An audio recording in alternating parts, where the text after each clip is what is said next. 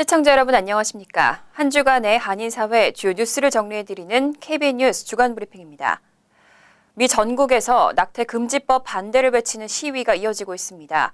낙태 찬반 논쟁은 내년 대선 이슈로까지 부각되고 있는데요. 민주당 대선 주자들도 나서서 낙태 금지법을 강력히 반대했습니다. 낙태 권리 행동 동맹, 시민자유연맹 등은 오늘 워싱턴 DC와 초강력 낙태 금지법이 발효된 엘라바마, 조지아, 미주리주 등지에서 여성의 낙태 권리를 옹호하는 시위를 벌였습니다. 워싱턴 DC 연방대법원 청사 앞에는 수백 명의 낙태 금지 반대론자들이 집결해 1973년 여성의 낙태 권리를 인정한 연방대법원의 기념비적 판례인 로 대 웨이드 판결을 수호해야 한다고 촉구하며 시위를 벌였습니다. 낙태 권리 행동 동맹은 우리의 낙태 권리는 공격받고 있다며 연방 대법원의 로 대 웨이드 판결을 뒤엎으려는 전국적 공격에 직면해 있다고 강조했습니다. 낙태 금지법 반대 단체들은 트위터 등 소셜 미디어에 해시태그 금지를 중단하라를 올렸고 네티즌들의 참여를 당부했습니다. 에이미 클로버시아 상원 의원 등 민주당 대선 주자도 시위에 함께해 목소리를 높였으며 힐러리 클린턴 전 국무장관은 트위터를 통해 시위 참여를 독려했습니다. 오늘 시위는 엘라바마주에서 사실상 모든 낙태를 전면 금지하는 초강력 낙태 금지법을 발효한 것이 계기가 됐습니다. 조지아주에서 태아 심장 박동이 감지되는 통상 임신 6주 이후의 낙태를 금하는 심장 박동법이 마련되고 미주리주에서 임신 8주 이후 예외 없이 낙태를 금하는 법률 등이 잇따라 입안되면서 전국적으로 반대 여론이 높아지고 있습니다. 뉴저지 매도랜드에 들어설 예정인 화력발전소 건설에 인근 주민들의 반대가 만만치 않습니다. 지난 18일 열린 대규모 반대 시위에는 정치인들과 지역 주민들 그리고 학생들까지 나서서 반대 목소리를 높였습니다. 임동규 기자입니다.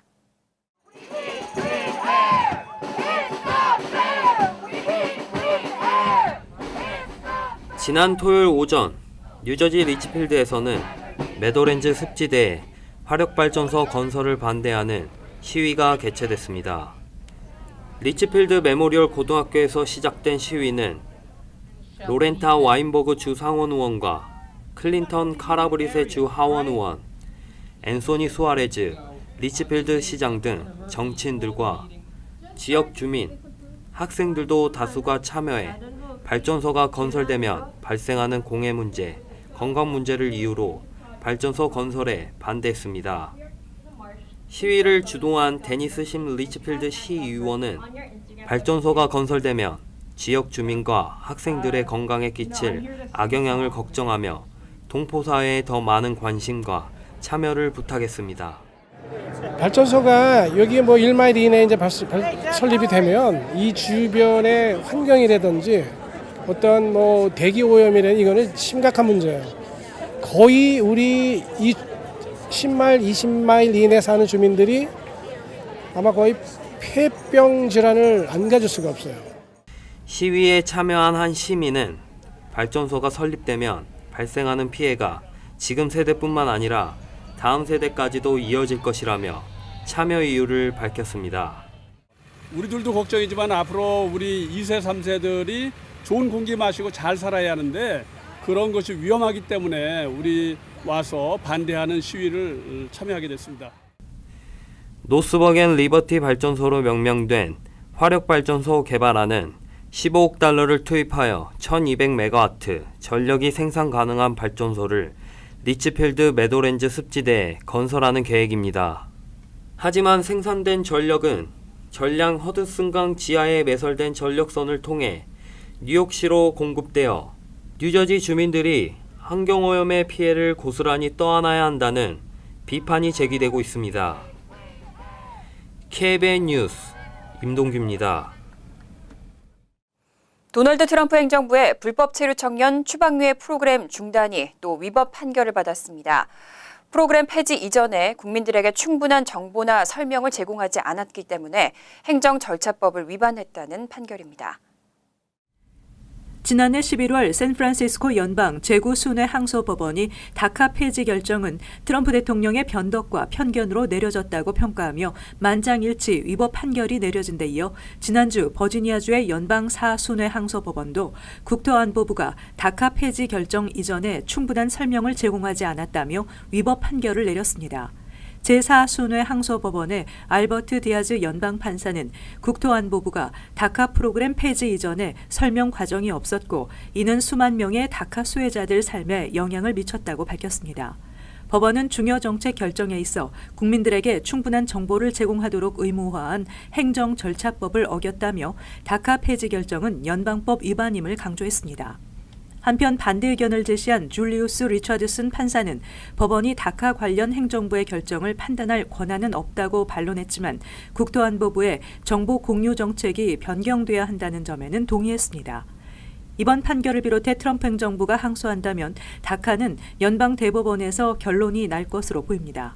현재 전국적으로 4곳의 연방법원에서 다카 관련 소송이 진행 중입니다. 지난 21일 그린라이트 연맹이 서류 미비자들도 운전면허를 취득할 수 있도록 하는 법안 통과를 위해서 시위를 개최했습니다. 법안에 반대하는 의원들의 사무실을 방문하고 법안의 필요성을 강조했습니다. 임동규 기자가 보도합니다. 민권센터가 소속된 그린라이트 연맹은 오늘 올바니 주청사에서 현재 주의회에 계류 중인 서류 미비자 운전면허증 취득 허용 법안 통과를 촉구하는 시위를 개최했습니다. 법안 통과를 위한 의석수 확보를 위해 개최된 오늘 집회에는 토비엔 스타비스키 주 상원의원, 칼 헤이스티 주 하원의장, 프란시스코 모야 주 하원의원을 포함해 이민자 단체, 지역 주민 등 약 500여 명이 참여했습니다. 차주범 민권센터 선임 컨설턴트는 작년 중간선거로 인한 뉴욕주의 정치 구도의 변화, 그린라이트 연맹 등 이민자 단체들의 꾸준한 캠페인 덕분에 법안 통과에 필요한 의석수에 근접했으며 이번 집회가 법안 통과 가능성을 높이는 막바지 총력전이 됐다고 평가했습니다. 그린라이트 연맹에서는 금년에 연초부터 계속 풀뿌리 로비 활동을 펼쳐서 현재 뉴욕주 상원회 같은 경우에는 전체 63석 중에서 법안 통과에 필요한 숫자인 32석에 거의 근접한 30표 정도를 지금 확보한 상태입니다. 그래서 오늘 연맹에서는 올바니에 올라와서 법안 통과를 위한 막바지 총력전을 벌이고 있습니다. 그린라이트 연맹은 올해 초부터 서류 미비자 운전면허 취득 허용 법안 통과를 위한 의석수를 확보하기 위해 다양한 캠페인을 개최했으며 앞으로 롱아일랜드, 허드슨 밸리, 센트럴 뉴욕 지역 의원들에게 법안 통과를 촉구하는 주민들의 서명지를 전달하는 등 로비 활동과 대규모 집회를 개최할 계획입니다. KBN 뉴스 임동규입니다. 한국 정부가 7월부터 국내에 6개월 이상 체류하는 미시민권자나 영주권자들의 건강보험 가입을 의무화합니다. 빈번하게 발생하고 있는 이른바 건보료 먹튀 사례를 차단하겠다는 방침입니다. 국민건강보험공단은 오는 7월 16일부터 6개월 이상 체류한 외국인, 재외국민 중 건강보험 미가입자로 유학 또는 결혼 이민의 경우 입국해 외국인을 등록한 날 국민건강보험에 가입된다고 어제 밝혔습니다. 또 한국에서 체류 기간이 6개월을 경과한 경우 건강보험공단은 한국 법무부에 외국인 등록 자료와 연계해 직권으로 취득 처리하기 때문에 본인이 직접 신고할 필요가 없게 됩니다. 건강보험 자격은 등록된 체류지에 따라 개인별로 취득되며 소득과 재산에 따라 산정된 건강보험료로 개인별로 부과됩니다. 건강보험 자격은 등록된 체류지에 따라 개인별로 취득되며 소득과 재산에 따라 산정된 건강보험료도 개인별로 부과됩니다. 산정된 보험료가 전년도 11월 전체 가입자 평균 보험료 미만인 경우 평균 보험료가 부과됩니다. 가족이 같은 체류지에 거주할 경우에는 가족 관계를 확인할 수 있는 서류를 공단에 제출하면 가족 단위로 보험료가 부과됩니다. 보험료를 체납하게 되면 건강보험 혜택 제한과 비자 연장 등 각종 체류 허가가 제한됩니다. 그동안 외국인과 재외국민 지역 가입자는 한국 내 체류 3개월 이상이 지나면 임의 선택 가입하는 형태였는데 이로 인해 단계 체류한 뒤 건강보험 지역 가입자 자격을 얻고 고액의 진료를 받은 다음 출국해버리는 사례가 빈번하게 발생해왔습니다. 학생 교환 방문자들에 대한 비자 수수료가 대폭 인상됩니다. 특히 I-20를 발급하는 학교들의 I-20 인가 수수료는 76%나 인상됩니다. 이민세관 단속국은 학생 교환 방문자 프로그램의 효율적 운영을 위해 다음 달 24일부터 FM 비자와 J 비자 신청자들이 납부하는 학생과 교환 방문자 정보 시스템 수수료와 유학생 입학 허가서 발급 학교들의 인가 수수료 등이 인상된다고 밝혔습니다. 변경 내용에 따르면 FM 비자 수수료는 현행 $200에서 $350로, J 비자는 $180에서 $220로 각각 오릅니다. 다만 입주 가정부 취업을 통한 언어 학습 프로그램, 캠프 카운슬러, 여름 취업 여행 프로그램 등에 참여하는 J 비자에 대한 수수료는 종전과 같이 $35로 유지됩니다. 또 I-20를 발급하는 학교들의 I-20 인가 수수료도 $1,700에서 $3,000로 76%나 인상됩니다. 특히 분교를 갖고 있는 학교는 캠퍼스가 추가될 때마다 현장 방문 조사 수수료를 $655씩 더 내야 합니다. 이 밖에 지금까지 무료였던 I-20 발급 학교들이 2년마다 받아야 하는 재승인 신청이 앞으로는 $1,250를 내야 하며, 승인 신청이 기각됐을 때 이의를 제기하는 데에도 $675의 수수료가 새롭게 부과됩니다. 수수료 인상으로 확보된 예산은 유학생들의 학위 취득 현황을 조회하는 시스템 강화, I-20 인가 학교 관리 감독 강화, 비자 처리 절차 간소화 등에 사용될 계획입니다. 한편 이민서비스국은 어제 관광 상용 비자와 FM 비자 소지자들의 체류 기간을 온라인으로 연장시킬 수 있는 새로운 시스템인 E-프로세싱을 도입한다고 밝혔습니다. 뉴저지주의 대표적인 한인타운 팰리세이즈파크 공립학교의 노후화로 대대적인 개보수 프로젝트가 추진되고 있죠. 뉴저지 주정부가 이에 대한 예산의 상당 부분을 지원하기로 결정했습니다. 팰리세이즈 파크 학군 교육위원회 스테파니 장 부위원장은 주정부가 $5,600만 규모의 팰리세이즈 파크 공립학교 개보수 프로젝트 예산의 40%를 매칭 펀드 형식으로 지원해 주기로 했다고 밝혔습니다. 교육국은 또 학생들의 어려움을 감안해 공사 내용이나 기간 등에 구애받지 않고 지속적으로 40%의 공사비를 지원하기로 했다고 밝혔습니다. 장 교육위원은 주민들이 학생들의 열악한 교육 환경을 감안해 투표로 통과시켜 주기를 간곡히 요청하며, 이로 인해 팰리세이즈 파크 학군이 크게 발전하는 계기가 되길 바란다고 전했습니다.